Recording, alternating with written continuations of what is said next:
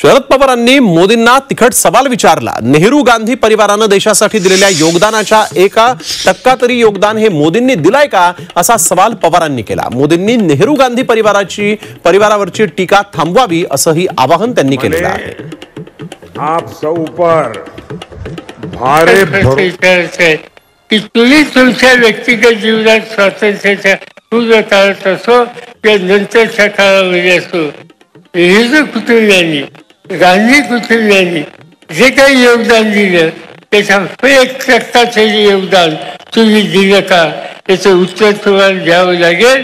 आणि या पद्धतीच्या टीका तोफाने तुम्हाला थांबवावं लागते। आम्हाला लोकांच्या टीका नेहमीच करतात, माझ्यावर करतात, उद्धव ठाकरेंच्यावर करतात।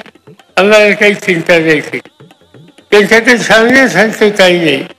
त्यामुळे कुणाचे व्यक्तिगत हल्ले करायचे, तेवढे एकच कार्यक्रम त्यांनी आज घेतलेला आहे।